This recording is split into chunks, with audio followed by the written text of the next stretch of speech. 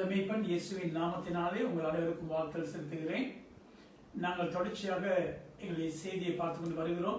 கிறிஸ்தவ குடும்பம் என்ற தலைப்பிலே போன வாரத்திலே நான் உங்களோடு பகிர்ந்து கொண்டேன். அதாவது கணவன் மனைவி என்ற ரீதியிலே கிறிஸ்தவ குடும்பத்திலே கணவன் மனைவி என்று சொல்லும் பொழுது மனைவியுடைய பங்கு.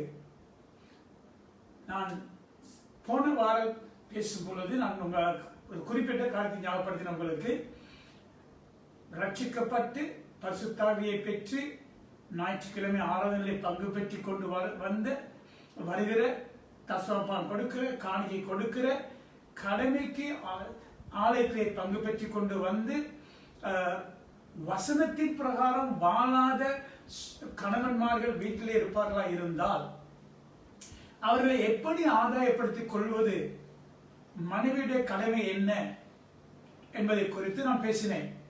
அதிலே அதாவது மனைவி அவருடைய குறைகளை எடுத்து காண்பித்து அப்படி செய்ய வேண்டாம், இப்படி செய்ய வேண்டாம், அதை செய்யுங்கள், இதை செய்யுங்கள் சொல்லி அவருக்கு ஒரே நச்சுறுத்தல் கொடுத்து கொண்டிருப்பீர்களா இருந்தால் அவரை இருக்கிற தன்மையிலிருந்து மோசமான தன்மைக்கு தள்ளிவிடும்.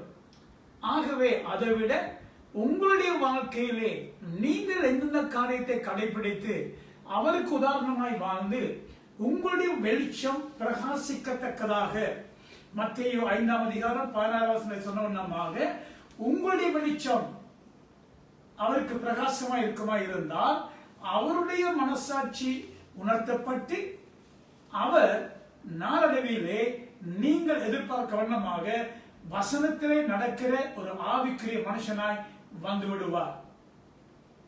அதை மறக்க வேண்டாம். இன்றைக்கு நான் உங்களோட பேசுகிற இன்னொரு காரியம். இந்த காரியத்தை பற்றி நான் அதிகமாக பேசினது கிடையாது, மிகவும் குறைவு. சில சந்தர்ப்பங்களிலே திருமண வைபவங்களில் நான் பேசினது உண்டு, ஆனால் பொதுவான செய்திகளை நான் பேசினது இல்லை. நாங்கள் இன்றைக்கு பார்க்க போறோம் இன்னொரு பகுதியை, அதை குறித்து நாங்கள் கொஞ்சம் கவனிச்சு பார்ப்போம். அதாவது பெண்களுடைய சரீரம். காணாம கேட்டுக்கொள்ளுங்க, நான் பேசுறேன் கிறிஸ்தவ குடும்பத்துக்கு, ரட்சிக்கப்படாதவர்களுக்கோ அந்நிய நுகத்திலே பங்கு பெற்றிருக்கிற ஒருவர் ரட்சிக்கப்பட்டு ஒருவர் ரட்சிக்கப்படாத குடும்பத்துக்கோ அல்ல. நான் பேசுகிறேன் ரட்சிக்கப்பட்ட, அதாவது கணவனும் மனைவியும் இயேசுவை சொந்த ரட்சகராக ஏற்றுக்கொண்டு வாழ்கிற குடும்பம். குறிப்பா சொல்ல போனால் வசனத்தின் பிரகாரம் வாழ்கிற குடும்பம். இந்த குடும்பத்திலே கணவனும் மனைவியுடைய பங்கை எடுத்து பார்க்கும் பொழுது பவுல் அப்போஸ்தலன் கொரிந்தியர் சபைக்கு எழுதும் பொழுது இவ்விதமாய் சொல்கிறார். இது ஒரு பெரிய பிரச்சனையாகவே கொரிந்தியர் சபையில் இருந்தது. அதை விளக்கப்படுத்தி பவுல் சொல்கிறார் இந்த விதமாக. பாருங்கள், 1 கொரிந்தியர் 7ஆம் அதிகாரம் முதல் 5 வசனங்களை வாசித்து பார்ப்போமாயிருந்தால் பவுல் விதமாய் சொல்கிறார், நீங்கள் எனக்கு எழுதின காரியங்களை குறித்து நான் எழுதுகிறது என்னவென்றால், ஸ்திரியை தொடாமல் இருக்கிறது மனுஷனுக்கு நல்லது. ஆகிலும் வேசித்தனம் இராதபடிக்கு அவனவன் தன் சொந்த மனைவியையும் அவளவள் தன் சொந்த புருஷனையும் உடையவளாய் இருக்க வேண்டும். புருஷன் தன் மனைவிக்கு செய்ய வேண்டிய கடமையை செய்ய கடவன், அப்படியே மனைவியும் தன் புருஷனுக்கு செய்ய கடவள். 4ஆம் வசனம் சொல்கிறது, மனைவியானவள் தன் சுய சரீரத்துக்கு அதிகாரி அல்ல, புருஷனே அதுக்கு அதிகாரி. அப்படியே புருஷனும் தன் சுய சரீரத்துக்கு அதிகாரி அல்ல, மனைவியே அதற்கு அதிகாரி. உபவாசத்திற்கும் ஜெபத்திற்கும் தடையிராதபடிக்கு இருவரும் சில காலம் பிரிந்திருக்க வேண்டும் என்று சம்மதித்தால் அன்றி ஒருவரை ஒட்டு ஒருவர் பிரியாதிருங்கள். உங்களுக்கு விரதத்துவம் இல்லாமையால் சாத்தான் உங்களை தூண்டி விடாதபடிக்கு மறுபடியும் கூடி வாழுங்கள். இது மிகவும் முக்கியமான பகுதி.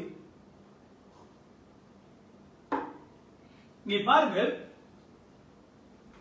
அவர் சொல்கிறார் குறிப்பாக 4ஆம் வசனத்தில் மனைவியானவள் தன் சுய சரீரத்துக்கு அதிகாரி அல்ல. மனைவியானவள் தன் சுய சரீரத்துக்கு அதிகாரி அல்ல. புருஷனே அதற்கு அதிகாரி. அப்படியே புருஷனும் தன் சுய சரீரத்துக்கு அதிகாரி அல்ல, மனைவியே அதற்கு அதிகாரி. அப்ப கிறிஸ்தவ குடும்பம் என்று சொல்லும் பொழுது முதலாவது விலகிக் கொள்ள வேண்டிய முக்கியமான காரியம்தான், நீங்கள் திருமணம் முடிக்கும் முன்பதாக உங்களுடைய சரீரத்துக்கு நீங்கள் அதிகாரி. திருமணம் முடித்த பிறகு மனைவியுடைய சரீரம் கணவனுக்கு சொந்தம், கணவனுடைய சரீரம் மனைவிக்கு சொந்தம். ஆனால் இந்த குறிப்பிட்ட காரியத்தில் நான் சொன்னமாக மனைவிக்கு பேசிக்கொண்டு வருகிறேன். இப்பொழுது யோசிச்சு பாருங்கள், மனைவிமார்கள் எப்பவுமே சிந்திக்க வேண்டிய காரியம் தான், திருமணம் முடித்த பிறகு உங்களுடைய சரீரம் புருஷனுக்கு அல்லது உங்களுடைய கணவனுக்கு சொந்தம். அவர்தான் அதிகாரி. அப்ப அவருக்கு ஏற்ற விதமாக உங்களுடைய சரீரத்தை அமைத்துக் கொண்டு உங்களுடைய சரீரத்திலே வாழ வேண்டியது மிக முக்கியம். உங்களுக்கு வேண்டிய விதத்தில் நான் அதுக்கு எதிர்பார்ல, நிச்சயமா நீங்க கவனிக்க வேண்டியது. ஆனால் உங்களுடைய சரீரத்தை நீங்கள் பராமரித்து பார்க்கிற விதத்திலே உங்களுடைய கணவன் திருப்தி அடைகிறாரா என்பது மிக முக்கியம். நான் பாருங்கள், இப்ப இதுல பவுல் சொல்ற எனக்கு அதிகம்னா அதிகாரத்தன்மை. சரீரத்துக்கு யார் அதிகாரி? நீங்க சிந்திப்பீங்களா இருந்தா உங்களுடைய சரீரத்துக்கு கணவன் தான் அதிகாரி, உங்களுடைய சரீரத்துக்கு கணவன் தான் அதிகாரி என்று சிந்திப்பீர்களா இருந்தா எப்பொழுதும் கணவன் விரும்புகிற வண்ணமாக, கணவனை திருப்திப்படுத்த வண்ணமாக, கணவனை கவரக்கூடிய தன்னமாக உங்களுடைய சரீரத்தை வைத்துக் கொள்ள முடியும். நீங்க முதலாவது யோசிக்கணும், உங்களுடைய சரீரம் உங்களுடைய கணவனுக்கு சொந்தம், அவர் தான் அதுக்கு அதிகாரி.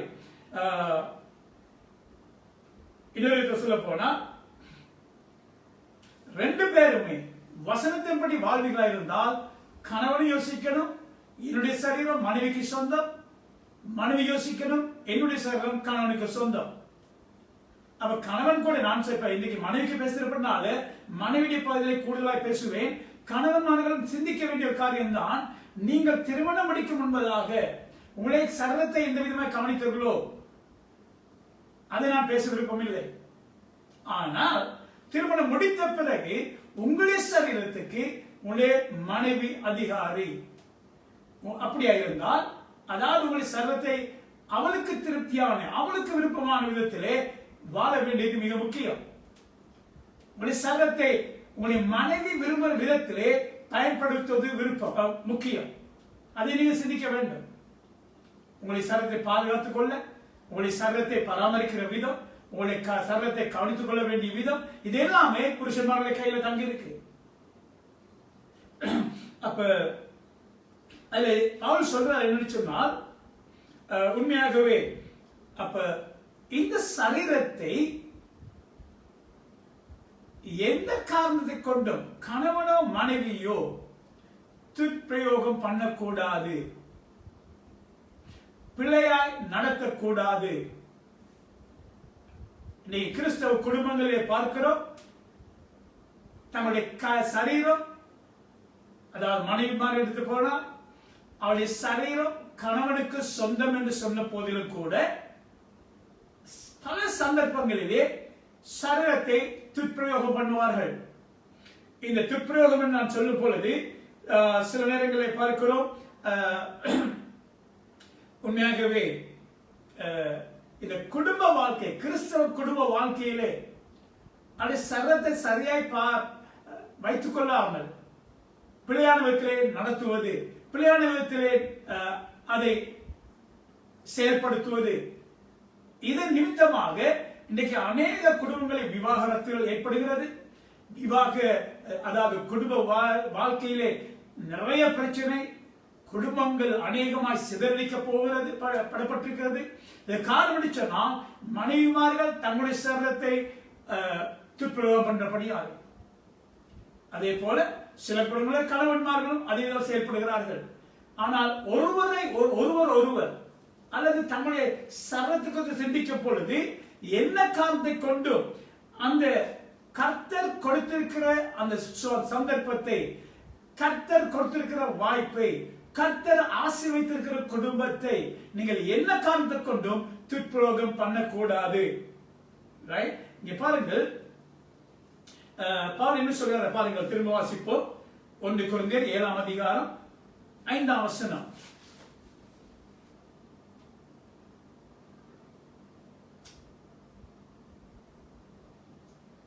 நான்காம் வசனம் சொல்றது, மனைவியானவள் தன் சுயசரத்துக்கு அதிகாரி அல்ல, புருஷனே அதுக்கு அதிகாரி.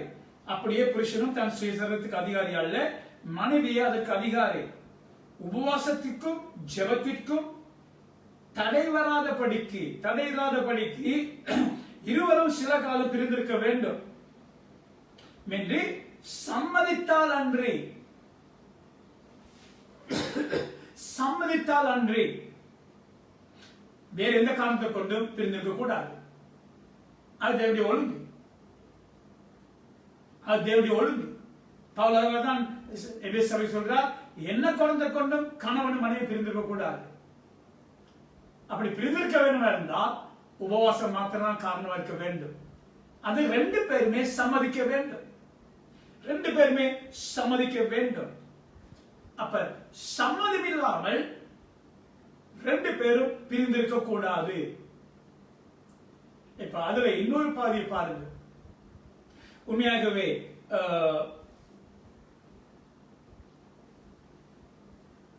பிரிந்திருக்கிற இந்த தமிழர் போடப்பட்டிருக்கிறது. ஆங்கிலத்திலே டிப்ரைவ் என்று சொல்லப்பட்டிருக்கிறது வார்த்தை. அதன் கருத்து என்னன்னு சொன்னால், உண்மையாகவே ஒரு கிறிஸ்தவ குடும்பத்திலே வாழ்கிற ஒரு மனைவி பெண் தன்னுடைய சரீரத்தை என்ன காரணத்தை கொண்டும் புருஷனுக்கு பிரயோஜனப்படுத்த முடியாதபடிக்கு மறுக்க கூடாது, அல்லது கர்த்தர் சந்தோஷமாய் அனுபவிக்க வேண்டிய காரியத்திலே நீங்கள் அதுக்கு எந்த காரணத்தை கொண்டும் அந்த சந்தோஷத்தை இழப்பதற்கு அனுமதி கொடுக்க கூடாது. உண்மையான கருத்து.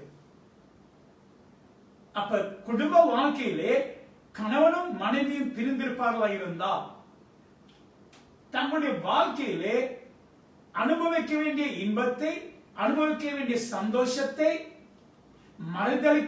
மறுதளிப்பதினாலே அல்லது இழக்க வைப்பதனாலே அது பெரிய பாதிப்புகளை ஏற்படுத்துகிறது. பாருங்கள், இன்னொரு சொல்ல போனால் மனைவிமார்கள் தங்களுடைய சரீரத்தை வைத்துக் கொண்டு எத்தனை முறை உங்களுடைய புருஷன்மார்களை வஞ்சித்திருக்கிறீர்கள்? மனைவிமார்கள் எத்தனை முறை உங்களுடைய புருஷன்மார்களை வஞ்சித்திருக்கிறீர்கள் உங்களுடைய சரீரத்தை கொண்டு? பாருங்கள், அதில் பார்க்க போனால் உண்மையாகவே அந்த வஞ்சனை, ஏமாற்றம் பல விதத்திலே ஏற்படுகிறது. கணவனுக்கு தெரியாமல் நம்முடைய சரீரத்தை வேறொரு மனுஷனுக்கு கொடுப்பது, வேறொரு மனுஷனுடைய சரீரத்தை பிரயோஜனப்படுத்துவது, இது கர்த்தருடைய வசனத்து பிரகாரம் ஒழுங்கான காரியம் அல்ல. கணவன் வஞ்சிக்கப்படுகிறார், வேறொருத்தன் உடைய சரீரத்தை, நான் ஏற்கனவே பார்த்தோம், மனைவியுடைய சரீரம் கணவனுக்கு சொந்தமானது. கணவனே உங்களுடைய சரீரத்துக்கு அதிகாரி, வேறொரு மனுஷன் அல்ல.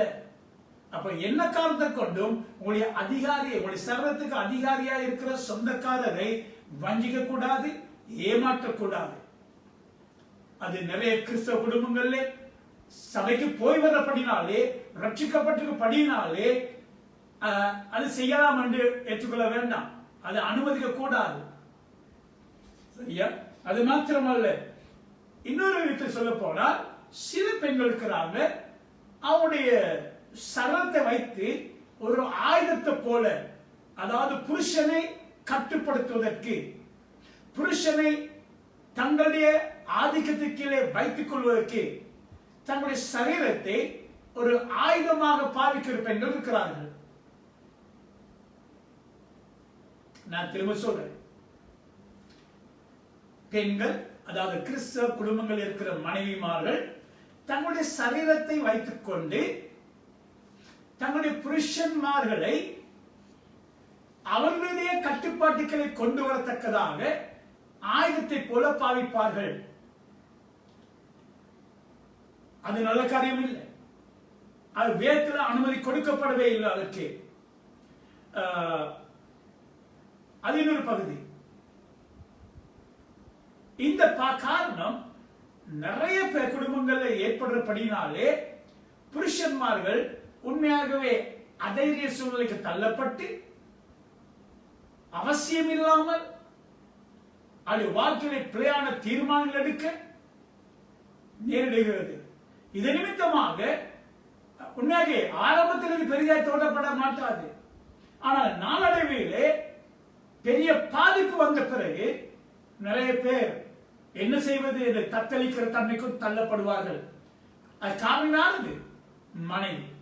அவள் தான் தன்னுடைய சரீரத்தை வைத்துக் கொண்டு ஒரு ஆயுதமாக தன்னுடைய புருஷனை தன்னுடைய கட்டுப்பாட்டுகளை கொண்டு வர ஆயுதமாக பயன்படுத்தினபடினாலே இந்த பாதிப்பு ஏற்படுகிறது. அதில் பெண்கள் மிகவும் மிகவும் கவனமாக இருக்க வேண்டும். என்ன காரணம் சொன்னா, இன்னொரு கூட்டம் இருக்கு. நான் திரும்ப சொல்லுவேன். சில பெண்கள் அந்த திருமணம் முடிக்கும் மட்டும் தங்களுக்கு ஒரு கணவன் வேணுமே, தங்களுக்கு ஒரு புருஷன் வேணுமே, தாங்கள் குடும்ப வாழ்க்கை அனுபவிக்கணுமே, தங்களுக்கு ஒரு குடும்பம் வேணுமே, தாங்களும் பிள்ளைகளை பெற வேணுமே, எங்களுடைய எதிர்காலத்துக்கு எனக்கு ஒரு ஆள் வேணுமே என்று சொல்லிக்கொண்டு பதறி திருமணம் முடிப்பது உண்டு. திருமணம் முடித்த பிறகு அவள் என்ன செய்ய சொன்னால், சில குடும்பங்கள் நாளடைவிலே கொஞ்சம் காலம் போகிற காலத்திலே தன்னுடைய புருஷனுடைய தேவைகள் சந்திக்கப்பட முடியாதபடிக்கு அக்கறையில்லா தன்மையிலே இருப்பார்கள். அக்கறையில்லா தன்மை.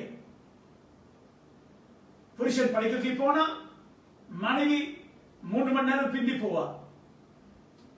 நிறைய குடும்பங்கள் ஏற்படுற காரியம். ஏதாவது ஒரு குறிப்பிட்ட காரியத்தில் அல்லது குசினில போய் சமையலறையில போய் ஏதாவது கழுவி தொடச்சு நேரத்தை போக்கிக் கொண்டிருப்பாங்க குசினில. சில பெண்கள் வேணுமென்றே அக்கறையில்லா தன்மையினாலே கொஞ்ச நேரம் நீங்க வேலை செய்யாக்க அவர் நித்திர கொண்டிருவார். அது பிறகு நான் படுக்கைக்கு போற நேரம் அவர் நித்திரையா இருப்பார். அக்கறையில்லா தன்மை.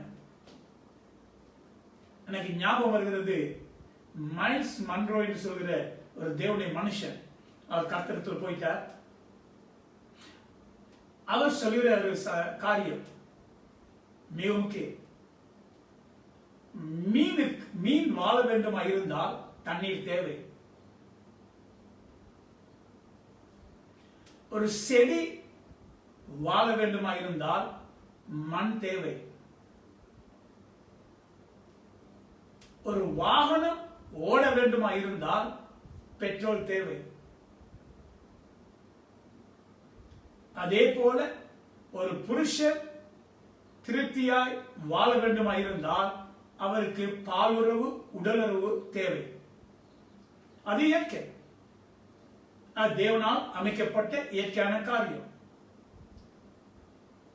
அப்ப அது அநேகர் உணர்வுகளை பாருங்க. மீனுக்கு தண்ணீர் செத்து போகும். ஒரு செடிக்கு மண் இல்லாட்டால் மறித்து போய்விடும். அதே போல வாகனத்துக்கு பெட்ரோல் இல்லாவிட்டால் ஓட மாட்டாது. நான் திரும்ப எப்படி சொல்ல விரும்புகிறேன். ஒரு வாகனத்துக்கு பெட்ரோல் இல்லாவிட்டால் என்ன செய்வீர்கள்? நிச்சயமா நீங்க வழக்கமா போகிற பெட்ரோல் ஸ்டேஷனுக்கு போய் போதுமான அளவு வாகனத்துக்கு பெட்ரோல் போட்டுக் கொள்வீர்கள். அது இருக்கு. சரியா? நீங்க வழக்கமா போகிற பெட்ரோல் ஷெட்ல பெட்ரோல் இல்லையோ அல்லது அந்த பெட்ரோல் ஷெட் மூடப்பட்டிருந்தால் நீங்கள் எடுக்கிற தீர்மானம் என்ன? நீங்கள் எடுக்க தீர்மானம் என்ன? ஐயோ பெட்ரோல் இல்லையே என்று மீண்டுமாய் வீட்டுக்கு வருவீர்களா? இல்லை. நிச்சயமாய் நீங்கள் பெட்ரோல் போட வேண்டிய ஸ்தானத்தில் பெட்ரோல் போடாவிட்டால், கிடைக்காவிட்டால், மூடப்பட்டிருக்குமா இருந்தால் நிச்சயமாய் நீங்கள் இன்னொரு பெட்ரோல் ஷெட்டுக்கு போவீர்கள் பெட்ரோல் போட்டுக்கொள்ள. ஏனென்றால் பெட்ரோல் இல்லாமல் கார் ஓடாது. கிறிஸ்தவ குடும்பத்தில் இருக்க மனைவிமார்களுக்கு நான் சொல்கிற புத்தி என்னவென்றால், நீங்கள் திருமணம் முடித்த நாளிலே நீங்கள் ஏற்படுத்தின உடன்படிக்கை என்னென்றால், எல்லா சந்தர்ப்பத்திலும் உங்களை கணவனோடு இருப்பீர்கள், உங்களை புருஷனோடு இருப்பீர்கள். இந்த சூழ்நிலையிலே மனைவி கணவனுடைய தேவை சந்திக்காவிட்டால், நான் சொன்னமாக வழக்கமாய் போகிற பெட்ரோல் ஷெட் மூடப்பட்டிருக்குமா இருந்தால், பாலுறவிலே நீங்கள் இடம் கொடுக்காவிட்டால் நிச்சயமாய் உங்களை கணவன் அவர் வேறு இடத்துக்கு போவார். நான் போகட்டும் என்று அனுமதி கொடுக்கவில்லை. இன்னைக்கு அநேக புருஷன்மார் இருக்கிறாங்க, நாங்கள் ஏற்கனவே பார்த்தோம், வசனத்தின்படி வாழாத கிறிஸ்தவர்கள், மாம்ச ரீதியிலே வாழ்கிற கிறிஸ்தவர்கள், சில நேரம் வசனத்தின்படி வாழ்கிற கிறிஸ்தவர் கூட இது இயற்கை பண்ணினாலே அவருடைய தேவையை சந்திக்க வேண்டிய கட்டாயம். அப்ப நீங்க மறுப்பீர்களா இருந்தால், நீங்களுக்கு தடைகளை ஏற்படுத்துவீர்களா இருந்தால், நீங்கள் அவருக்கு அவருடைய தேவை சந்திக்காவிட்டால் நிச்சயமாய் அவர் வேறு இடத்துக்கு போவார். அதோடு கூட நான் இன்னொரு காரியம் சொல்றேன். அவர் வேறொரு பெட்ரோல் ஷெட்டுக்கு போய் பழகிட்டாரா என்றால், அல்ல வேறொரு பெண்ணோடு பழகுவாரா இருந்தால், நீங்கள் கண்டுபிடிக்கிற நேரம் பரிதாப நிலவர். அதே பிறகு உங்களிடத்தில் வரவே கூட அவர் விருப்பம் இல்லாமல் இருக்கலாம். சிந்திச்சு பாருங்க. அநேக ஞானமில்லாத கிரியைகளினாலே குடும்பங்கள் குலைக்கப்படுகிறது, குடும்பங்கள் அழிக்கப்படுகிறது. அதுக்கு ஆரம்பம் யாரு? நீங்க தான் காரணம். நீங்க புருஷனுடைய தேவை சந்திக்காதபடியினாலே நான் சொல்ல வைக்கப்படவில்லை. இப்ப எங்களுடைய குடும்பத்தை எடுக்க போனா, எங்களுடைய குடும்பத்திலே நான் ஒன்று சொல்றேன். அதாவது என்னுடைய மனைவி மனம் விட்டு என்னோட பேசியிருக்கிறாங்க. நான் வியாதியா இருக்கும் பொழுது கூட, மனைவியோடு உறவு வைக்க முடியாத சந்தர்ப்பத்தில் கூட என்னை மனைவி சொல்லிருக்கிறாங்க, எப்ப உங்களுக்கு விருப்பம் வருதோ அந்த நேரம் நான் ஆயத்தம் என்று. நான் சொல்றேன், நிறைய பேர் நினைக்கிறது வாலிப வயதில மட்டும்தான் இந்த ஆசைகள் இருக்கும், வயது போன பிறகு இருக்காதுன்னு சொல்லி. இல்லவே இல்லை. அது ஆணுக்குரிய இயற்கை. வயது அதுக்கு சம்பந்தமே கிடையாது. அப்ப என்ன வயதா இருந்தாலும் கூட உங்களுடைய கணவனுக்கு தேவை இருந்தால் நிச்சயமா நீங்கள் இடம் கொடுக்க வேண்டும். நீங்கள் இடம் கொடுக்காவிட்டால் நிச்சயமாய் அவர் வேறொரு பெட்ரோல் ஷெட்டை தேடி போவார். பெரிய பாதிப்பு பாருங்க. அது ஹல்லேலூயா. அப்ப பவுல் சொல்றாரு சொன்னால், உபவாசத்துக்கு அன்றி, அது கூட ரெண்டு பேர் என்ன சொல்ற, 1 கொரிந்தியர் 7:5 சொல்லப்படுது, ஒருவர் அதாவது அவருடைய தேவை சந்திக்காத படிக்கு, அவருக்கு பாதிப்பு ஏற்படாத படிக்கு 2 பேருமே சம்மதித்தால் ஒழிய பிரிந்திருக்க வேண்டாம். உபவாசத்துக்கு மாத்திரம்தான், வேற எந்த காரணத்துக்குமே கிடையாது. வேற எந்த காரணத்தையும் கிடையாது. இன்னைக்கு நான் பார்க்கிற இன்னொரு பகுதி ஒன்று உண்டு. இன்னைக்கு சில குடும்பங்களிலே கணவன்மார்கள் வெளிநாட்டில் போய் வேலை செய்வார்கள். மாத கணக்கில், வருஷ கணக்கில் வெளிநாட்டில் இருப்பார்கள், மனைவி இங்கே விட்டுட்டு. அதே போல சில குடும்பங்களிலே, இலங்கையில் குறிப்பாக பெண்கள் மத்திய கிழக்கு நாடுகளுக்கு போய் வேலை செய்வது உண்டு. வெளிநாடுகளுக்கு போய் 1 வருஷம் 2 வருஷம் பிரிந்திருப்பார்கள். இந்த குடும்பங்களிலே அநேக குடும்பங்கள் எடுத்தால், எல்லா குடும்பங்களும் சொல்லவில்லை, அநேக குடும்பங்கள் எடுத்தால் நிச்சயமாய் அந்த பெண் வீட்டுக்கு வரைக்குள்ளே இவருக்கு வேறொரு பெண் இருப்பார். அவர் சல்லியை உழைத்து அனுப்பி கொண்டிருப்பார். அந்த பணத்தை இவர் வளர்ந்து கொண்டு இங்கே வேறொரு பெண்ணோடு இருப்பார். ஏனென்றால் அது நீண்ட காலம் என்று படினாலே இவர் தன்னுடைய தேவை சந்திக்காமல் இருக்க முடியாது. சந்தர்ப்பம் சூழ்நிலை அப்படி தள்ளப்படுகிறது. ஆனாலும் உங்களுடைய குடும்ப வாழ்க்கை மிக முக்கியம். உங்களுடைய குடும்ப வாழ்க்கை மிக முக்கியம். அப்ப குடும்பத்திலே கணவன் மனைவி பிரிந்து வாழ்வது தேவனுடைய ஒழுங்கு அல்ல. வேதம் சொல்கிறது, தகப்பனை தாயம் விட்டு பிரிந்து தன்னுடைய மனைவியோடு இசைந்திருப்பான். பிரிந்து வாழ்வது தேவனுடைய விருப்பம் அல்ல. ஆனால் ரட்சிக்கப்பட்ட ஆணும் பெண்ணும், கர்த்தருக்குள்ளே பேரனாய் இருக்கிற ஆணும் பெண்ணும், வசனத்தின்படி வாழ்கிற ஆணும் பெண்ணும் 2 பேரும் பேசி கதைத்து இந்த குறிப்பிட்ட காரியத்தில் மனைவி சொல்வாளா இருந்தால், எனக்கு விருப்பமா இருக்கு, நான் 2 நாளோ 3 நாளோ கர்த்தர் வழிநடத்த வேண்டுமாக நான் உபவாசம் இருந்து ஜெபிக்க வேண்டும். தயவு செய்து பாலுறவு இல்லாமல், உடலுறவு இல்லாமல் 4 நாட்களை கழிக்க முடியுமா என்று புருஷனத்திலே அனுமதி கேட்க வேண்டும். அதே போல புருஷனும் உபவாசிக்க வேண்டும் என்று ஒரு வாஞ்சை வருமா இருந்தால், ஒரு தாகம் வருமா இருந்தால், உபவாசத்தை ஜெபிக்க வேண்டும் என்று ஒரு பாரம் வர வேண்டும் வருமா இருந்தால், நீங்கள் உங்களுடைய மனைவியோடு அதை குறித்து கலந்து ஆலோசித்து 2 பேரும் சம்மதித்தால் ஒழிய பிரிந்திருக்க கூடாது. கணவனும் மனைவி பிரிந்து வாழ்வது நல்ல காரியம் அல்ல. சரியா? அப்ப இதை நான் விசுவாசிக்கிறேன், நீங்க கடைபிடிக்க முடியும் என்று சொல்லி அது ஒரு பகுதி. இன்னொரு பகுதி நான் பேச விரும்புகிறேன் உங்களோடு.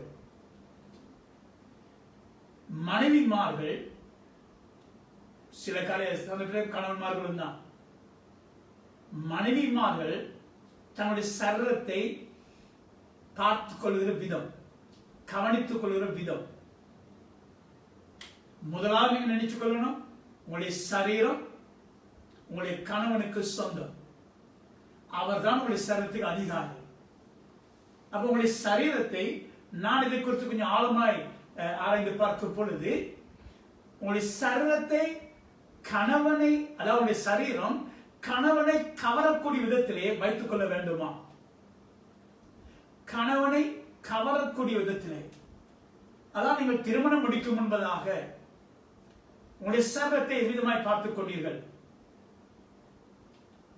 நீங்கள் திருமணம் முடிக்கும் முன்பதாக நீங்கள் விரும்புகிற நபர் அவரை கவரக்கூடிய விதத்திலே எந்த விதமாக உங்களுடைய சரீரத்தை வச்சு பார்த்துக் கொண்டீங்க? எங்களுக்கு பொதுவா தெரியும், திருமணம் முடிக்கும் முன்பதாக எல்லா வாலிப பிள்ளைகளும் மெலிந்து அழகாக கவரக்கூடிய விதத்தில் தன்னுடைய சரீரத்தை பார்த்துக் கொள்வாங்க.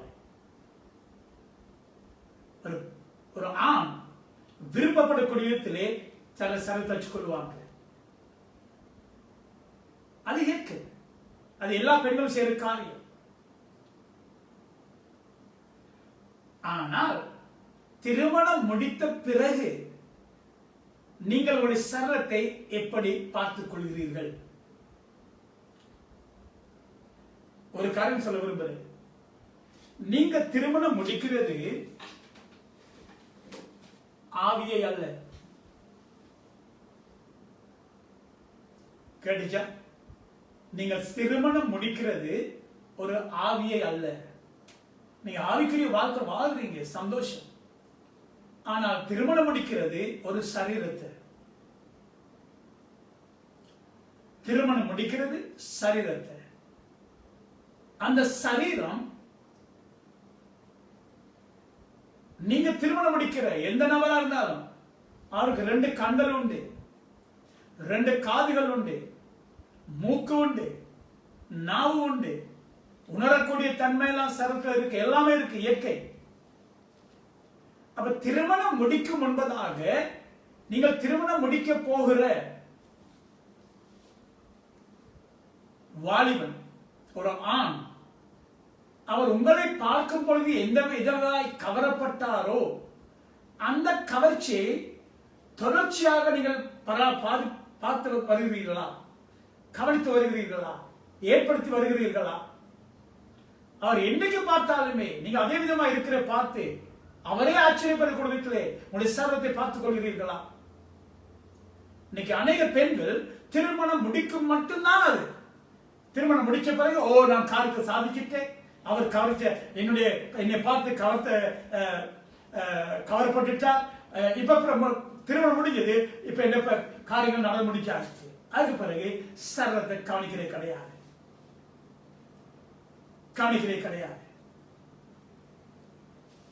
அப்ப புருஷன் யோசிச்சு கொள்ளுங்க, புருஷன் உங்களுடைய சர்வத்தை பார்த்து கவரக்கூடிய வைக்க என்ன காரணம் சொன்னா, அதுக்கு சில குடும்பங்கள்ல ஆவினம் வளராத புருஷன்மார் இருக்கிறாங்க, மாம்ச ரீதியா சிந்திக்கிற அநேக புருஷன்மார் இருக்கிறாங்க. அப்படி அவங்களுடைய கண்களும் குருடாகல. நீங்க திருமணம் முடிச்ச பிறகு புருஷன்மாருடைய கண்கள் குருடாகல. அவங்க உங்களை பார்க்கிற நேரம் எல்லாம் உங்களை குறித்து சந்தோஷமா திருப்தி அடையக்கூடிய விதத்துல உங்களை சர்வத்தை வச்சிருக்கிறீங்களா? எல்லாம் ஆவியில, அதாவது நீங்க அந்நிய பாஷை பேசுறபடினாலேயோ நீங்க ஆவியில பறக்கிறபடினாலேயோ உங்களை கணவன் திருப்தி அடைய மாட்டார். அவர் திருப்தி அடைகிறது உங்களுடைய சரீரத்தில். ஆகவே உங்களுடைய சரீரத்தை நீங்க பார்த்துக்கணும். சரியா அளவுக்கு சாப்பிட்டு நீங்க திருமணம் முடிக்க முடியுமா? எவ்வளவு அழகா இருந்தீங்க, அதே அழகை பராமரிச்சு கொள்ள பார்த்துக்கொள்ளுங்க, கவனிச்சு கொள்ள பார்த்துக்கொள்ளுங்க. எனக்கு சில நேரம் சொல்ல விருப்பம் இல்லை, ஆனா சொல்ல வேண்டிய கடமை. சில நேரம் புருஷன்மார்கள் மெலிஞ்சி அழகா இருப்பாங்க, மனைவிமார்கள் பார்த்தா பெரிய பேரல் மாதிரி இருப்பாங்க. அதுக்கு பிறகு உண்மையாகவே அவங்களோட, அதாவது பலவீனமான புருஷன்மார்கள் இருப்பாங்களா இருந்தா அவங்களுடைய கண் பார்வை வேறொரு பெண் மேல கோபமா இருந்தா பிறகு இவங்க சொல்லுவாங்க, ஐயோ ஒரு வேற பெண்ணை தேடி போறாரு, மத்த பொம்பளை போறாரு, மத்த பொம்பளை பின்னுக்கு போறாரு, மத்த பொம்பளை பல்ல காட்டுறாரு சொல்லுவாங்க. காரணம் என்ன? அதுக்கு காரணம் என்ன? அதுக்கு நீங்க தான் காரணம், அதுக்கு நீங்க தான் காரணம், அவங்க இல்லை. ஏன்னா உங்களுடைய சர்வத்தை நீங்க சரியா பார்த்துக் கொள்ளாதபடியாக. அவர் வேறொரு பெண்ணை பார்த்து கவர் வேணுமா இருந்தா, ஏன்னா அவர் மாம்சம், அவர் ஒரு சரீரம். எனக்கு ஞாபகம் இருக்கு, அதில் சில பேர் ஆண்கள் இருக்கிறாங்க உண்மையாகவே இச்சை அடக்கம் இல்லாதவங்க. அப்படிப்பட்டவர் கட்டாயம் போவாங்க. நிறைய பேர் தெரியும், ஆவில வளர்ந்த புருஷன்மார்கள் ஒருவேளை கர்த்தருக்கு பயப்படும் இருக்கப்படினால அந்த விதமாக செயல்படுவது கிடையாது. ஆனால் ஆவில வளர்ச்சி அடையாத கர்த்தருக்கு பயமில்லாத புருஷன்மார்கள் உங்களை நேசிக்கூடிய, தொடர்ந்து உங்களை வச்சுக்கொள்ளக்கூடிய மாதிரி இருக்க வேணுமா இருந்தா நீங்க தான் உங்களுடைய சர்வத்தை பார்த்துக் கொள்ளணும். மன சந்திச்சு பாருங்க, உங்களுடைய சர்வம் எந்த தோற்றத்துல இன்னைக்கு இருக்கு. உங்களுடைய புருஷன் பார்க்கிற நேரம் உங்களுடைய சரீரம் கவரக்கூடிய விதத்தில் இருக்குதா? கவலைக்குரிய காரியம். சரியா பாருங்க, பவுல் அப்போஸ்தலர் அருமையான நேரம் குறைவா இருக்கப்பட்டனால நான் சில வசனங்கள் காண்பிச்சு நான் முடிக்க விரும்புகிறேன். 1 கொரிந்தியர்ல பாருங்க, ஹalleluya. 1 கொரிந்தியர் 9ஆம் அதிகாரம் 27ஆம் வசனம். 1 கொரிந்தியர் 9ஆம் அதிகாரம் 27ஆம் வசனம். பவுல் சொல்கிறார்,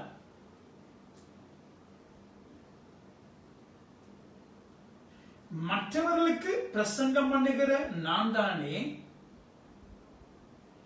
ஆகாதவனாய் போகாத படிக்கு என் சரீரத்தை ஒடுக்கி கீழ்ப்படுத்துகிறேன். மற்றவர்களுக்கு பிரசங்கம் பண்ணுகிற நான் தானே ஆகாதவனாய் போகாத படிக்கு என் சரீரத்தை ஒடுக்கி கீழ்ப்படுத்துகிறேன். என் சரீரத்தை ஒடுக்கி கீழ்ப்படுத்துகிறேன். இப்ப இந்த காரியத்துல உங்களுடைய சரீரத்தை நான் பேசுற பெண்களுக்கு, ஆண்களும் உட்பட, சில புருஷமா இருக்கிறாங்க, மனைமார் அழகா இருப்பாங்க, அவர் பெரிய வயிற்றை வச்சுக்கொண்டு நடக்க முடியாம திரிவார். நானும் ஒரு காலத்துல கொளுத்து இருந்தது உண்டு. நான் ஆஸ்திரேலியா நாட்டில் இருக்கும் பொழுது நான் 90 கிலோ பாரம். பிறகு ஊழியக்கார ஸ்ரீலங்கா வந்த பிறகு என்னுடைய பாரம் குறைக்கப்பட்டு 83 கிலோவுக்கு இருந்தேன். அது பல வருஷங்களாக இருந்தேன். நாங்கள் வாலிபராயத்துல எங்களுக்கு போதுமான அறிவு இருக்கல. வாலிபராயத்துல அநேக காரியங்கள் அறியாமல் இருந்தோம். வளர்ந்து வர நாங்கள் அறிவுகளை கூட பெற்றுக் கொள்கிறோம். அப்ப இந்த வளர்ச்சியில கூட போய் அண்மையில நாங்கள் தீர்மானிச்சோம், நான் கூட கொளுத்து போயிருக்கிறேன், இது கூட மெலிய வேண்டும் என்று சொல்லி எங்களுடைய ஆகாரத்துல நாங்கள் எங்களுடைய சரீரத்தை ஒடுக்கி கீழ்ப்படுத்த ஆரம்பிச்சோம். இந்த சரீரத்தை நாங்க தான் ஒடுக்கணும். இந்த சரீரத்தை நாங்க தான் கட்டுப்பாட்டுக்கு வச்சுக்கொள்ளணும். இந்த சரீரம் எதுக்காக பழக்கமாயிருந்தா அந்த பழக்கப்பட்ட காரியத்துல இன்னும் கூட தேவைன்னு தான் கேட்கிறோம். நீங்க ஒருவேளை பகல் ஆகாரத்துக்கு ஒரு பிளேட் சோறு சாப்பிடுவீங்களா இருந்தா அந்த ஒரு பிளேட் சாப்பாட்டுக்கு பழகின வயிறு இன்னும் கொஞ்சம் கொடுத்தா வாங்கிக்கொள்ளும். நாளடைவில் 2 பிளேட் கூட சாப்பிட கூட ஒரு பிரச்சனை இருக்காது. சில பேர் பார்த்திருக்கிறேன், நான் அன்னைக்கு பார்த்த ஒரு பேஸ்புக்ல போட்டிருந்தாங்க, ஒரு வாலிப பையன் 100 இட்லிக்கு மேல சாப்பிடுறான். 100 இட்லி. எனக்கே ஆச்சரியமா இருந்துச்சு. பெரிய உடம்பு. அதாவது எங்களுடைய சரத்துக்கு என்னத்தை கொடுத்தாலும் அது வாங்கிக்கொள்ளும். பழக்கப்பட்டா கூட கேட்கும். நாங்க தான் ஒடுக்கி கீழ்படுத்த பழகணும். அவர் சொல்றாரு, நான் என் சரத்தை ஒடுக்கி கீழ்படுத்துகிறேன், நாகாத போத படிக்க. அப்ப பெண்கள் உங்களுடைய சரீரம் அளவுக்கு மிஞ்சி கொடுத்திருக்குமா இருந்தா, உங்களுடைய கணவன் உங்களுடைய சரத்தை பார்த்து திருப்தி அடைய முடியாத படிக்க இருக்குமா இருந்தா, உங்களுடைய சரத்தை ஒடுக்கி கீழ்படுத்தி கொண்டு வாங்க. திருமணம் முடிச்ச நாட்கள் நீங்க எப்படி இருந்தீங்களோ அதே விதமா முகத்தோற்றம் வித்தியாசமா இருக்கலாம். வயது போக போக உங்களுடைய உடம்பு சில நேரம் மாற்றங்கள் ஏற்பட்டிருக்கலாம். ஆனால் உங்களுடைய சரத்தை நீங்க வச்சுக்கொள்ள முடியும் அதே அளவுக்கு. ஆகவே மற்றவர்கள் பார்த்து கூட கதைக்க விடாதபடிக்கு, குறிப்பாக உங்களுடைய புருஷன் பார்த்து உங்களுடைய சரத்தை பார்த்து திருப்தி அடையாதபடி இருக்குமா இருந்தா மாற்றுங்க. இன்னைக்கு அநேக சந்தர்ப்பங்கள் நான் பார்க்கிறோம். எனக்கு ஞாபகம் இருக்கு, நான் பல வருஷங்களுக்கு முன்பாக எங்களுடைய சபைக்கு ஒரு வைத்தியர் வந்தார், டாக்டர், மெடிக்கல் டாக்டர். அவர் கடைசியா லேடி ரிட்வே ஹாஸ்பிட்டல்ல வேலை பார்த்திருந்தார் வாலிப நாட்கள். அந்த நாட்கள் அவருடைய திருமணம் வந்தது. திருமண வைபவத்துக்கு நானும் அழைக்கப்பட்டிருந்தேன். அழைக்கப்பட்டிருந்த பொழுது அந்த வைபவத்திலே ஆகார வேலை வந்த பொழுது நான் போய் ஒரு இடத்துல ஒரு மேசையிலே உட்கார்ந்திருந்தேன். அப்ப அவருடைய சீனியர் பெரிய ஒரு வைத்தியரோடு அவர் வந்தார். வந்து சொன்னார், எங்க 2 பேரும் அனுமதி, அதாவது 2 பேரும் அறிமுகப்படுத்தி அவர் சொன்னார், இவர் என்னுடைய போதகர் என்று சொல்லி அவர் சொன்னார், இவர் என்னுடைய சீனியர் ஆபீசர் என்று சொல்லி 2 பேரும் அறிமுகப்படுத்தினார். அவர் வைத்தியர், லேடி ரிட்வே ஹாஸ்பிட்டல். அந்த நேரம் அப்ப அவர் சொன்னார், எங்களை சபைக்கு ஒரு விசுவாசி. அந்த வைத்தியர் சொன்னார், பாஸ்டர், இவர் மரக்கறி மாத்திரம் தான் சாப்பிடுவார், இறைச்சி சாப்பிட மாட்டார் என்று சிரிச்சு சொல்லிவிட்டு போயிட்டார், அறிமுகப்படுத்தி விட்டு. அப்ப நானும் அந்த வைத்தியரும் ஒரே மேசையில் உட்கார்ந்து ஆகாரம் கொடுக்கப்பட மட்டும் நாங்கள் உட்கார்ந்து இருந்தோம். அப்ப எங்களுடைய சம்பாஷணை நான் உடனே கேட்டேன், நான் இறைச்சிக்கு மிக விருப்பம், நான் விரும்பி சாப்பிடுறேன். நானும் இப்ப கேட்டேன், ஏன் நீங்க வாழ்க்கையிலே இறைச்சி சாப்பிடுறது இல்லையான்னு கேட்டேன். அவர் சொன்னார், நான் வளர்ந்து வருகிற காலத்திலே இறைச்சி சாப்பிடுறது உண்டு. எனக்கு இப்ப வயது வந்துச்சு. அப்ப அவருடைய பேச்சில் அவர் சொன்னார் ஒரு குறிப்பிட்ட காரியம், 40 வயதுக்கு மேல எங்களுடைய சரீரத்தில் வளர்றதுக்கு ஒண்ணுமே இல்லை. இந்த வளர்ந்த சரீரத்தை சரியா பராமரித்துக் கொள்வதுதான் முக்கியம். ஆகவே நான் வளர்ச்சி அடைய ஒன்றும் இல்லாதபடினாலே முதலாவது எடுத்த தீர்மானம், இறைச்சி சாப்பிட அவசியம் இல்லை, மரக்கறி போதும் என்று சரீரத்தை பராமரித்துக் கொள்ள என்று சொல்லி. நான் என்ன சொல்ல வாரேன்னு சொன்னால், பழக்கப்பட்ட காரியம் என்று சொல்லி தொடர்ந்து செய்ய வேண்டிய அவசியம் இல்லை. எங்களுடைய சரீரத்தை நாங்கள் பராமரித்துக் கொள்ள வேண்டும். அன்னைக்கு நான் கற்றுக்கொண்ட ஒரு காரியம். அதே நேரத்தில் நான் இன்னொரு திருமண வைபத்துக்கு போயிருந்தேன். அங்க இவர் வைத்திருந்த எனக்கு, அதாவது நான் அவளுக்கு நாட்கள் ஆலோசனை கேட்பது உண்டு. அப்ப அவருக்கு நாங்கள் 2 பேரும் அங்கே திருமண வைபவத்திலே சந்தித்த பொழுது நாங்கள் வரிசையாக சாப்பாடை பகிர்ந்து கொள்வதற்காக போய் கொண்டிருக்கிறோம். அப்ப எனக்கு பின்னுக்கு எனக்கு ஆலோசனை கொடுக்கிற வைத்தியர் நின்று கொண்டிருந்தார் எனக்கு பின்னால். அப்ப நான் சொன்னேன், டாக்டர், இன்னைக்கு நான் இந்த ஆகாரத்தை நல்லா என்ஜாய் பண்ண போறேன்னு சொல்லி. அவர் சொன்னார், பரவாயில்லை, நான் கண்ணை மூடிக்கொண்டிருந்தார்.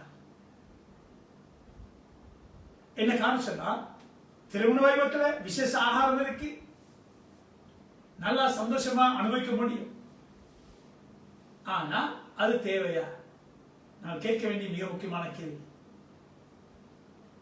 நான் அவரை கவனிச்ச பொழுது அப்படியே பிளேட்ல கொஞ்சம் சாப்பாடு, பிளேட்ல பாதி கூட இல்லை, கொஞ்சம் போட்டுக்கொண்டு போய் மேசையில் உட்கார்ந்தார். நான் என்ன சொல்லுவான்னு சொன்னா, நீங்க தான் உங்களுடைய சரீரத்தை ஒடுக்கி கீழ்படுத்தணும். உங்களுடைய கணவனை கவரக்கூடிய விதத்துல உங்களுடைய சரீரத்தை மாத்துங்க. அது ஒரு பகுதி. அடுத்த பகுதி பார்க்க போனா, இன்னைக்கு நிறைய பெண்கள், நான் இன்னைக்கு அழைக்கிற சரீரத்தை பத்தி என்ன காரணம் சொன்னா, உங்களுடைய சரீரம் உங்களுடைய கணவனுக்கு சொந்தம். சுத்தமா வச்சிருக்கிறீங்களா? மிக முக்கியம், மிக முக்கியம். உங்களுடைய கணவன், நான் சொன்னேன், உங்களுடைய கணவன் திருமணம் முடிக்கும் என்பதாக 2 கண்கள் உள்ளவர், 2 காதுகள் உள்ளவர், மூக்குள்ளவர். அந்த கண் பார்வையும் அந்த மூக்கும் இன்றைக்கு இருக்கிறது. அவர் தன்னை மூக்கை வைத்துக் கொண்டு உங்களோட படுகைக்கு வர முடியுமா? அநேக பெண்கள் சுத்தமே கிடையாது, சுத்தமே கிடையாது. கணவனுக்கு கவர்ச்சி, அந்த விருப்பம் இல்லாவிட்டால், நீங்கள் அதை சரியா நடத்தி கொள்ளாவிட்டால், அவர் எப்படி உங்களோடு இணைய முடியும்? அவர் எப்படி உங்களோடு திருப்தி அடைய முடியும்? இதெல்லாம் பெண்களுடைய வாழ்க்கையில் இருக்க பெரிய குறைபாடு. நான் விசுவாசிக்கிறேன், கர்த்தரோடு பேசியிருக்க முடியும். நிறைய வசனங்கள் இருக்கு. இன்னைக்கு நேரம் முடிஞ்சிட்டு, நாங்கள் தொடர்ந்து இன்னொரு நாளைக்கு பார்ப்போம். மறக்க வேண்டாம், உங்களுடைய சரீரம் உங்களுடைய கணவனுக்கு சொந்தம். அவரே உரிமையாளர், அவர் தான் உங்களுடைய சரீரத்துக்கு அதிகாரி. அப்ப உங்களுடைய சரீரத்தை நீங்க பார்த்து பராமரித்து சரியான இடத்துல நடத்துவீங்களா இருந்தா, உங்களுடைய கணவன் வெறுக்கப்பட்ட கணவனா இருந்தாலும் விருப்பப்படக்கூடிய வீட்டுல உங்களால் வைத்துக்கொள்ள முடியும். அதே நேரத்தில் தேவனை விசுவாசிப்பீங்க. ஜெபத்தில் மட்டும் சரியாராது. இந்த காரியம் சரீரம் பண்ணால கிரியில கட்டாயம் போட வேண்டிய காரியம். கிரியில போடுவீங்களா இருந்தா உங்களுடைய குடும்பம் மீண்டுமாய் சந்தோஷமா இருக்கும். கர்த்தர் உங்களை ஆசீர்வதிப்பாராக. ஜெபம் பண்ணுவோம். ஹல்லேலூயா. அன்பும் இரக்கமுள்ள தகப்பனே, மறுபடியும் உம்முடைய வார்த்தையை பகிர்ந்து கொள்ள நீர் தந்த கிருபைக்காக நன்றியோடு விசுவாசிக்கிறோம். சத்தியத்தை அறிவீர்கள், நீங்கள் அந்த சத்தியம் உங்களை விடுதலையாக்கும் என்று சொன்ன தேவன், இன்றைக்கு உங்களுடைய பிள்ளைகளோடு நீ பேசினப்ப நான் நன்றி. குறிப்பாக திருமணம் முடித்த பெண்கள் தங்களுடைய வாழ்க்கையை எந்த விதமாய் ஒழுங்குபடுத்திக் கொள்ள வேண்டுமோ அதை குறித்து நீ பேசினப்ப நான் நன்றி. திருமணம் முடிக்க இருக்கிற பெண்கள் வருங்காலத்திலே தங்களுடைய கணவன்மார்கள், திருமணம் முடிக்கிற கணவன்மார்களை எப்படி சந்தோஷமாய் திருப்தியாய் வைத்துக் கொள்ள வேண்டும் என்பதை நீர் அவர்களுக்கு உணர்த்தி காட்டினப்ப நான் நன்றி தகப்பனே. உங்களுடைய பிள்ளைகள் வாழ்ந்து நலமாய் இருப்பதே உங்களுடைய விருப்பம். அதை அமைத்துக் கொள்ள போதுமான ஞானத்தையும் கிருபையும் கொடுக்கும்படியாக ஜெபிக்கிறேன். இயேசுவின் நாமத்தில் ஜெபிக்கிறேன் நல்ல பிதாவே, ஆமென். நான் இன்னொரு ஜெபத்துக்கு உங்களை வழிநடத்த விரும்புகிறேன். நீங்க இவ்வளவு காலம் இயேசுவை சொந்த ரட்சகராக ஏற்றுக்கொள்ளாமல் இருந்தா இது உங்களுக்கு அருமையான சந்தர்ப்பம். வேதம் சொல்வது, மனுஷன் உலகம் முழுவதையும் ஆதாயப்படுத்திக் கொண்டாலும் தன்னுடைய ஜீவனை நஷ்டப்படுத்தினால் அவன் பெறப்பெற லாபம் ஒன்றுமே இல்லை. நான் நேரடியாக கேட்கிறேன், நீங்கள் இன்றைக்கு மரித்தால் உங்களுடைய எதிர்காலத்தை, நித்தியத்தை எங்கே கழிக்க போகிறீர்கள்? வேதம் சொல்கிறது மோட்சம் அல்லது நரகம். இயேசுவை சொந்த ரட்சகராக ஏற்றுக்கொண்டால் மோட்சத்துக்கு போக முடியும், இல்லையே நரகம் தான் உங்களுடைய எதிர்காலம். யாருமே நரகத்துக்கு போகுது தேவனுடைய விருப்பம் அல்ல. தேவன் உங்களை நேசித்தபடினால்தான் அவருடைய ஒரே பேரான குமாரனை இந்த பூமிக்கு அனுப்பி உங்களுடைய பாவத்துக்காக சிலுவையிலே மரிக்க வைத்தார். இன்றைக்கு நீங்கள் அவரை ஏற்றுக்கொள்வீர்களா இருந்தா, உங்களுடைய உள்ளத்திலே ஏற்றுக்கொள்வீர்களா இருந்தா நிச்சயமாய் அப்படி பிள்ளையாய் மாற முடியும். நான் ஒரு சிறிய ஜெபத்துக்குள்ளே உங்களை வழிநடத்த போறேன். நீங்கள் இந்த ஜெபத்தை விசுவாசத்தோடு, முழு இதயத்தோடு எனக்கு பின் சொல்லுங்கள். இன்றைக்கே உங்களுடைய வாழ்க்கை மாற்றப்பட முடியும். அன்புள்ள பிதாவே, நீர் என்னை நேசிக்கிறப்பனால் நன்றி. நீர் என்னை நேசித்தபடினால் உடைய ஒரே பேரான குமாரனை இந்த பூமிக்கு அனுப்பி எனக்காக மரிக்க வைத்து நான் பெற வேண்டிய தண்டனை அவர் மேல் செலுத்தி என்னை விடுவித்திருப்பனால் நன்றி. இன்றைக்கு பிதாவே, நான் என்னுடைய வாயிலே அறிக்கை செய்கிறேன், இயேசுவே கர்த்தர், இயேசுவே என்னுடைய இரட்சகர், இயேசுவே என்னுடைய ஆண்டவர் என்று. அதே நேரத்திலே பிதாவே, நீர் உம்முடைய குமாரனை மரித்தோர்ந்து உயிரோடு எழுப்பினீர் என்று நான் விசுவாசிக்கிறேன். தகப்பனே, இதற்கூடாக உடைய வசனத்து பிரகாரம் நான் இன்றைக்கு மறுபிறப்பு அடைந்து தேவனுடைய பிள்ளையாய் மாறுகிறேன். இந்த நிமிஷம் முதல் என் வாழ்க்கையிலே பிசாசுக்கு இடம் கிடையாது. நீரே என்னுடைய ஆண்டவர். என்னுடைய ஜெபத்தை கேட்டுப்ப நான் நன்றி தகப்பனே, ஆமென். மறக்க வேண்டாம், நீங்க இந்த ஜெபத்தை பண்ணிருப்பீங்களா இருந்தா நீங்க இந்த நிமிஷம் முதல் தேவனுடைய பிள்ளை. உங்களுடைய ஆவிக்குரிய வாழ்க்கையை தொடர்ந்து கட்டி எழுப்ப அண்மையில் இருக்கிற நல்ல ஆவிக்குரிய சபை, அதாவது சத்தியத்தை சரியாய் கற்றுக் கொடுக்கிற சபை, ஆவியோடும் உண்மையோடும் தேவனை தொழுது கொள்கிற சபை இருக்குமா இருந்தால் தேடி அங்கே பங்கு பெற்று உங்களுடைய ஆவிக்குரிய வாழ்க்கை கட்டி எழுப்பிக் கொள்ளுங்கள். அப்படியே முடியாத பட்சத்திலே கீழே இருக்கிற விலாசத்தோடு எங்களோடு நீங்கள் தொடர்பு கொள்வீர்களா இருந்தால் எங்களுக்கு கூடுமான மட்டும் உதவி செய்ய முடியும். அதே நேரத்திலே நீங்கள் கொழும்பு மாவட்டத்திலோ கம்பா மாவட்டத்திலோ இருப்பீர்களா இருந்தால் எங்களுடைய சபையில் கூட நீங்கள் பங்கு பெற்று உங்களுடைய ஆவிக்குரிய வாழ்க்கையை கட்டியெழுப்ப முடியும். எங்களுடைய சபையின் பெயர் கிறிஸ்தவ குடும்ப சபை, விலாசம் 53-1 எவரிவத்த வீதி, வத்தலை. மறக்க வேண்டாம், அடுத்த வாரம் இதே நேரத்திலே நாங்கள் இன்னொரு செய்திக்கு செவி கொடுக்க முடியும். உங்களை சந்தித்ததிலே மிக மகிழ்ச்சி அடைகிறேன். மீண்டும் சந்திப்போம். அது மட்டும் கர்த்தர் உங்களோடு கூட இருப்பாராக. ஆமென்.